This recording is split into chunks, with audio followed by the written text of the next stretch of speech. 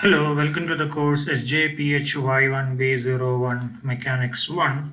The contents of this course is taken from an Introduction to Mechanics by Kleppner and Kolenko. We will continue to discuss topics from Chapter 2, Newton's Laws. Predicting motion from known forces is an important part of physics and underlies most of its application. The converse process is also equally important, that is, deducing the physical interaction by observing the motion. This is how new laws are discovered. For example, Newton discovered the law of gravitation by observing a falling apple. Similarly, the entire field of particle physics was developed based on scattering experiments. So understanding the basic nature of forces is of paramount importance in any physics stream.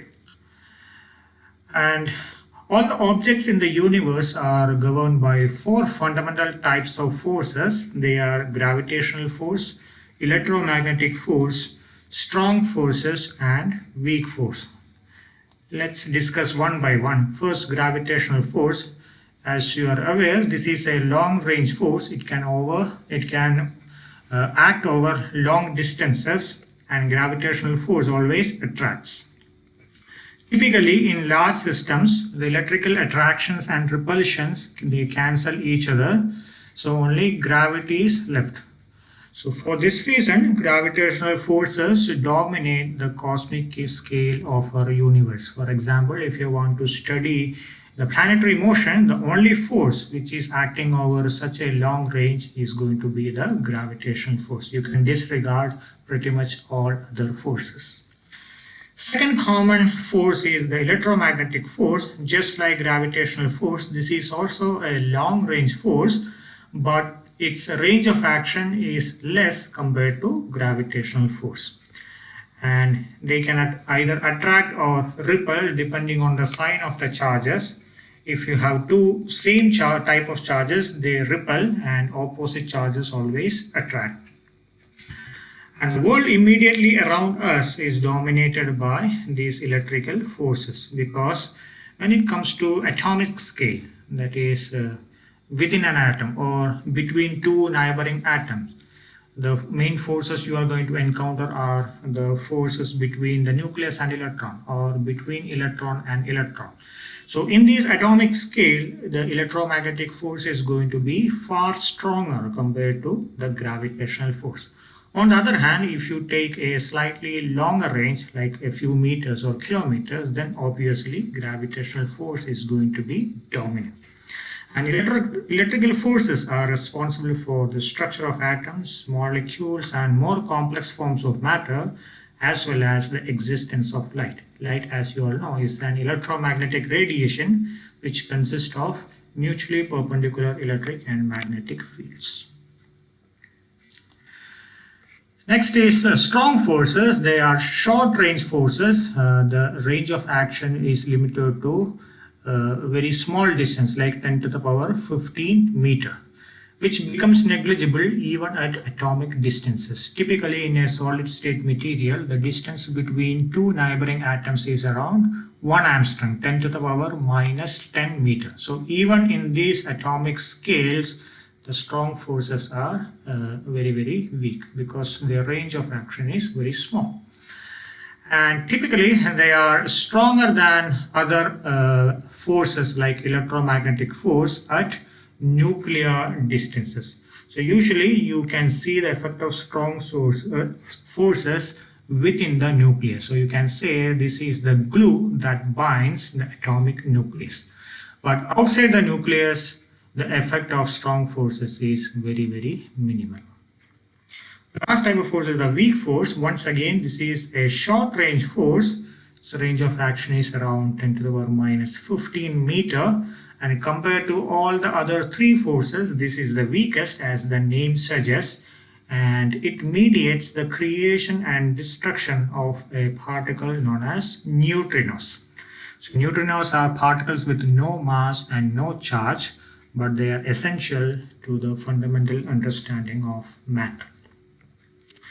Let's now discuss about gravity in detail because that's what we are going to encounter in most of our classical mechanical problems. So as you already know, the law of gravitation was discovered by Newton in 1666, and according to Newton's law, two particles attract each other with a force directed along their line of centers. The magnitude of the force is proportional to the product of the masses and decreases as the inverse square of the distance between the particles. So imagine you have two particles A and B with masses MA and MB. Let R be the distance between these two.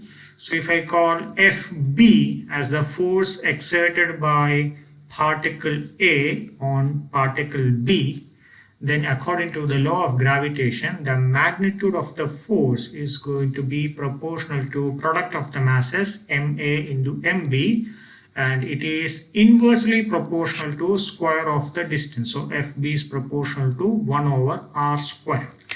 I can replace the proportionality with a constant G, which is known as the gravitational constant, whose value is 6.67 into 10 to the power minus 11 Newton meter square per kilogram square. So the magnitude of the gravitational force is going to be GMA/MB by R square. The value of G is pretty much a constant. It is not a material constant. It doesn't depend on the nature of these two masses. So you can call it as the universal gravitational constant. So this is about the magnitude. And what about the direction? So if you consider the gravitational force as a vector, then we already know that this force is central, which means it acts along the line of centers and it is always attractive. So by convention, we introduce a vector RAB from the particle exerting the force to the particle experiencing the force. So in this case, particle A is the one which is exerting the force and the particle which is experiencing the force is B. So you call it as RAB. So modulus of RAB, you can call it as R, and to indicate the direction we need a unit vector. So I am going to take a unit vector along the direction of RAB, call it as RAB cap. Now, how do you get a unit vector? You divide any vector with its magnitude, you get the unit vector. So with this, now I can define the vector force. So force on B due to particle A, we call it as FB. This is minus GMA/MB by R square RAB cap. Now, why do I put a negative sign here? By convention, negative sign indicates an attractive force. Similarly, if I want to calculate the force on A due to particle B, this is going to be FA. So following the same direction, this is going to be minus GMA/MB by R square RBA. And from the geometry, you can make out that RBA cap is equal and opposite to RAB cap. So instead of RBA, I can write minus RAB, then my equation becomes FA equal to plus GMA/MB by R square RAB cap, which is nothing but minus FB, which is Newton's third law, right? So you have two particles A and B, the mutual forces between them has to be equal and opposite. Now, what about the equation of motion? Okay, so for particle B, which experiences a force FB, I can write down the equation of motion. F is equal to ma. So we know the expression for FB. This is minus GMA/MB by R square RAB cap, which is equal to mass MB into acceleration AB.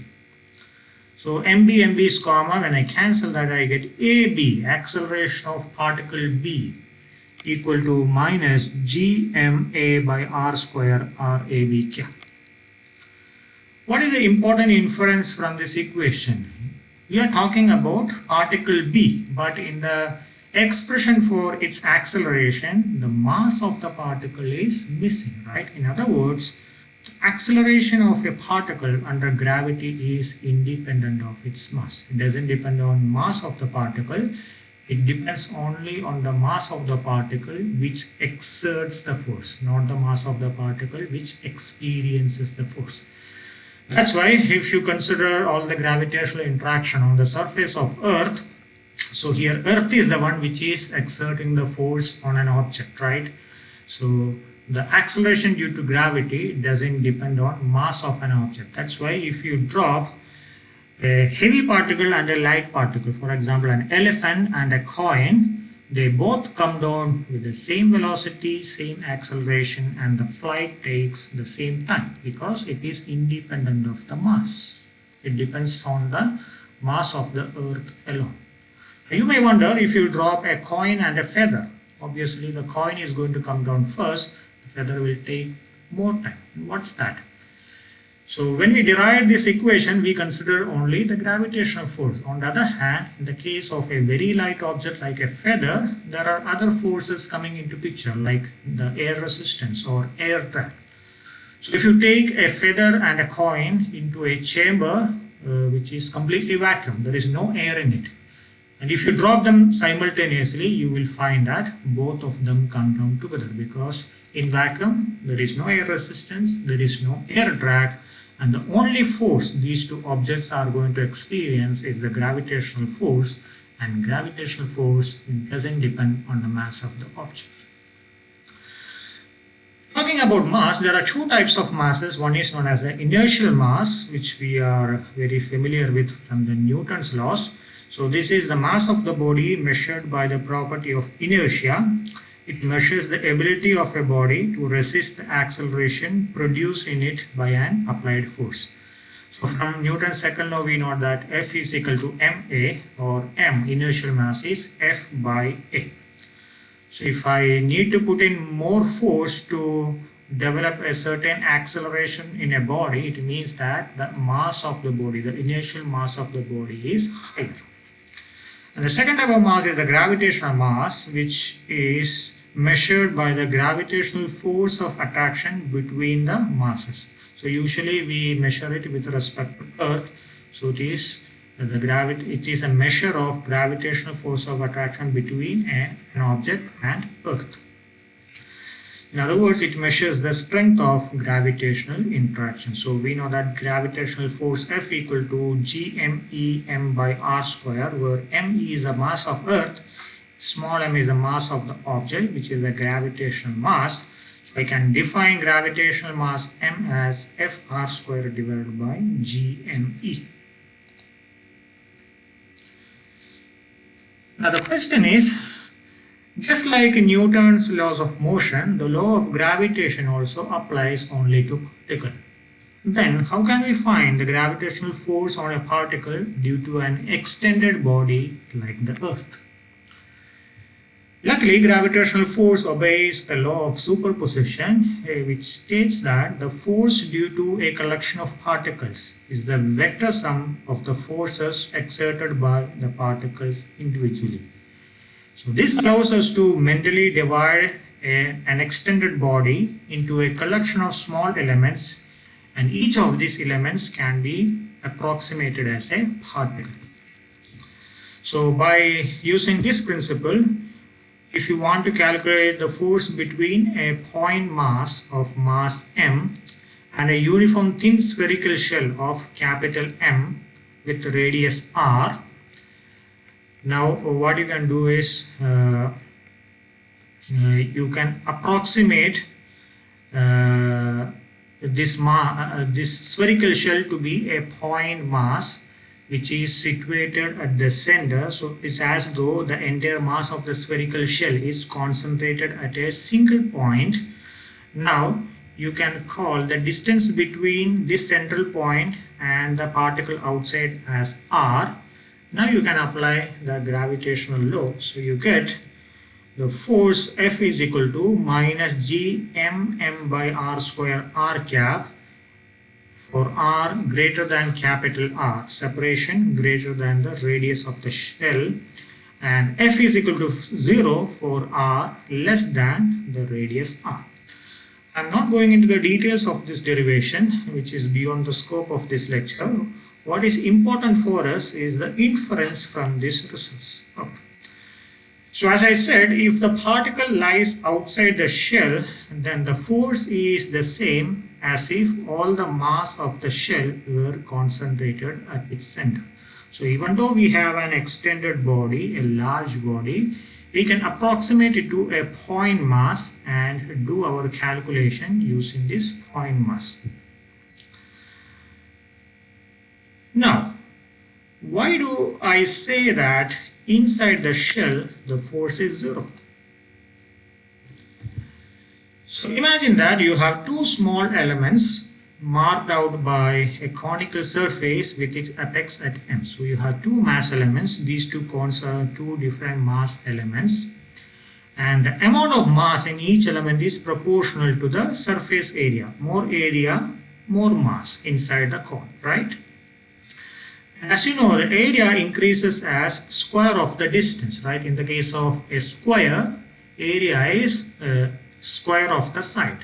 Similarly, in the case of a circle, area is pi r square. So when the side increases, when r increases, the area is going to increase. So area increases as distance squared. However, the strength of the force varies as 1 over distance squared, right? We have a 1 over r squared term. So these two cancel each other. Thus, the forces of the two mass elements are equal, right? These two are going to be equal. And since we are talking about two mass elements, the mutual forces between them have to be opposite. So we have two forces which are equal and opposite, and they cancel. So the net force on point M is going to be 0. Similarly, we can pair up all the elements of the shell this way. As a result, the total force on point M is going to be 0. So inside the shell, the gravitational force is always 0. This is true for any object. So we need to calculate gravitational force only outside of the object. So that's the case of a two-dimensional shell. We can quickly extrapolate it to in the case of a three-dimensional sphere. So any sphere, I can decompose it to a number of shells, either horizontal shells or vertical shells. So all the approximations I have taken in the case of a shell is valid in the case of a sphere as well. So in summary, gravitationally a sphere behaves as though its mass is concentrated at its center. In other words, even though I have a large extended object like Earth, I can assume that the entire mass of Earth is concentrated at its center, so it behaves like a point mass. And once I have point masses, I can directly apply the law of gravitation. Now, using this approximation, I can calculate the gravitational force on the Earth, the gravitational force of the Earth on a mass m, which is situated at a distance r. So I have Earth with radius re, mass me. I have an object with mass m. It is situated at a distance r, and remember, the separation distance is always measured with respect to the center of Earth. So from the law of gravitation, I can write F is equal to minus gmem by r square r cap for all distance greater than the radius of Earth. By the way, the mass of Earth is 5.972 into 10 to the power 24 kilograms. Similarly, the radius of Earth is 6.371 into 10 to the power 6 meters.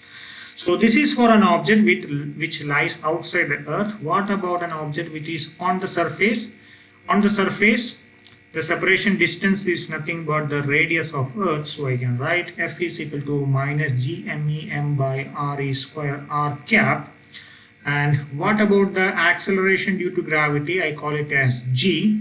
From Newton's second law, I know that acceleration is force divided by mass. So this is going to be minus gme by re square r cap. So this is negative, which means it's an attractive force, and by convention, we always take the gravity in the downward direction towards the Earth. And the magnitude of gravity is gme by RA square, which is 9.8 meter per second square. So if you notice here, mass of the object is absent here. In other words, all objects, irrespective of their mass, they come down to the surface of Earth with an acceleration 9.8 meter per second square.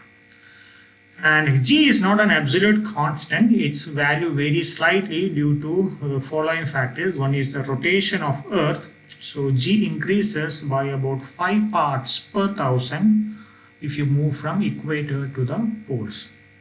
Similarly, on the surface of Earth, there is a density variation or local mass variation, so which gives a variation of 10 parts per million in the value of g.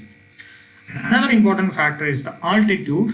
G decreases with increase in altitude.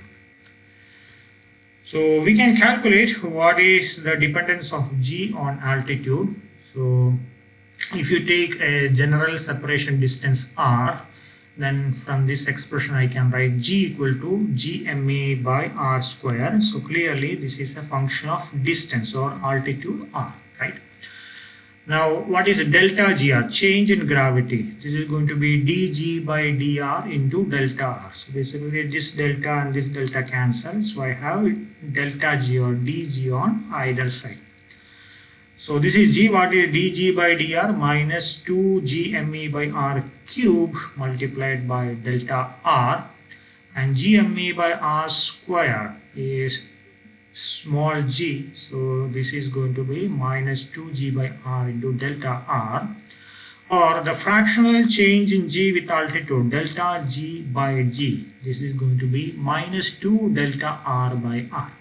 So from this expression you can note that when the altitude increases, the gravity is going to decrease.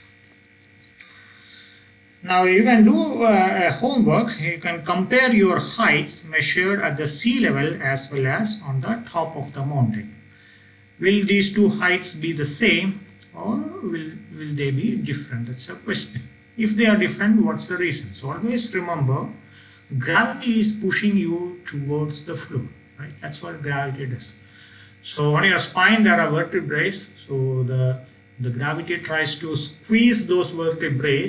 Now you can imagine what is the effect of gravity on your height, and we also discuss what is the variation in gravity with respect to altitude. So from these two clues you can answer this question. Okay, so do that as a homework.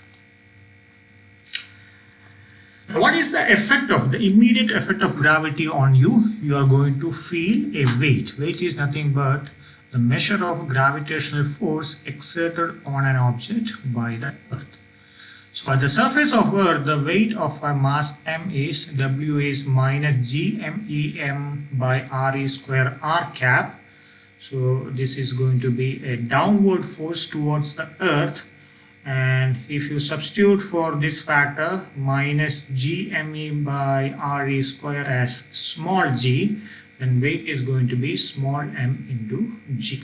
So weight always acts in the downward direction. There is another perspective to weight. The magnitude of weight is the magnitude of the force which must be exerted on a body by its surrounding to keep it at rest. And the direction of the weight is nothing but direction of gravitational attraction. So one is the gravitational force exerted by Earth on an object. Second is the force exerted by the surroundings on an object to keep it at rest. Now the difference between these two perspectives will be very clear in the next example. That is, imagine that you have a turtle of mass m inside an elevator. The elevator is accelerating at a rate a. Find the force N which is exerted onto the turtle by the floor of the elevator. Now, first question, identify the forces acting. So you have the force N acting in the upward direction, then always the weight acting in the downward direction. Weight is m into g. And so identify the forces, draw the force diagram. So assume that the turtle is a point mass. So you have N in the upward direction, W in the downward direction. Once you draw the force diagram, write down the equation of motion. F is equal to ma. So by convention, upward direction is positive, downward direction is negative. So N minus W, this is the total force acting. This is equal to mass into acceleration. Acceleration A, this is given. Or N equal to ma plus W or ma plus mg, which is m into g plus A. So now we can discuss about the two perspective. What is perspective 1? This is the weight, which is true gravitational force. True gravitational force is mass into acceleration due to gravity. And as you can easily make out, this is independent of the motion of the elevator, right? There is nowhere the acceleration of the elevator coming into picture. What is perspective 2? The force exerted by the surroundings on a body. And here surrounding is the elevator. So this weight is a force exerted by the elevator onto the turtle, which is nothing but the normal force N, which is m into g plus A. So I have a factor A here, which means that this weight depends on the motion of the elevator. So I have a true gravitational force which is independent of the motion of the elevator, then another one which depends on the motion of the elevator. And how does these two perspectives come? This is primarily due to the difference between the inertial frame and the non-inertial frame. As we have discussed in one of the earlier classes, the true forces are always measured with respect to an inertial frame. What happened in the case of a non-inertial frame? Because of the acceleration of the frame itself, there are additional accelerations or additional forces coming into picture, right? So in this case, if you are measuring only mg, only the true force, then it has to be an inertial frame. But clearly the elevator is accelerating, so elevator is a non-inertial frame. So the change in the weight is a consequence of acceleration of the frame itself. That's why we say whenever possible, always make measurements with respect to an inertial frame, because in inertial frame you have to consider only the true forces. Now, what is the consequence of the acceleration? We have discussed this in the case of the zero gravity flight. So in this expression you can make out easily. Suppose if the elevator is going up, then the acceleration is a positive acceleration. So the weight of the turtle is going to increase. The turtle is going to experience a higher gravitational force, right? Similarly, if the elevator is coming down, the downward direction is negative, so I have a minus acceleration here, which means the weight of the turtle is going to decrease, right? So this is what happens in a zero gravity flight. So imagine that the elevator is coming down with a speed which is equal to acceleration due to gravity. Downward speed is negative, so A is minus G, G minus G is 0. So the turtle is going to experience weightlessness. Similarly, if the elevator is going up with an acceleration which is equal to acceleration due to gravity, then A equal to plus G now, m into G plus G, which is 2mg. The weight of the turtle is going to double. So all these are consequences of acceleration of the frame or motion in a non-inertial frame. So these are the two different perspectives of the weight. So whenever possible, measure weight with respect to an inertial frame, because this is the true gravitational force. Finally, what is gravitational field?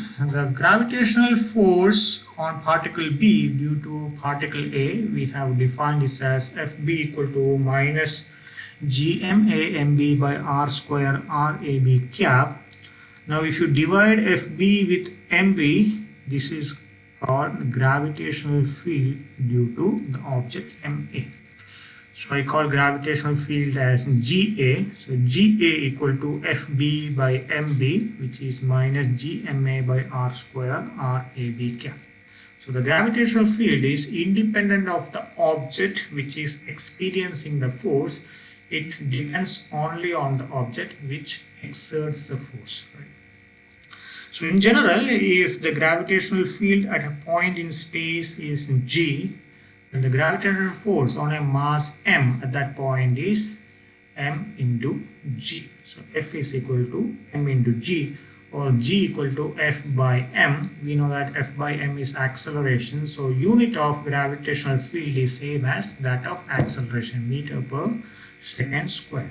So gravitational field at a point is numerically equal to the gravitational acceleration experienced by a body located there. For example, the gravitational field of Earth is going to be g equal to F by m, and this is g me by r square, which is nothing but acceleration due to gravity. So gravitational field is not just a mathematical concept, because when you learn about electromagnetism, you will see that fields can store energy, it can store momentum. Similarly, it can release energy and momentum. So it can actively participate in interactions. So the concept of gravitational field is going to be very important when we discuss about black holes, gravitational waves, etc. So that's for today. In the next class, we will discuss about electromagnetic forces and also another type of force known as contact forces. Thank you.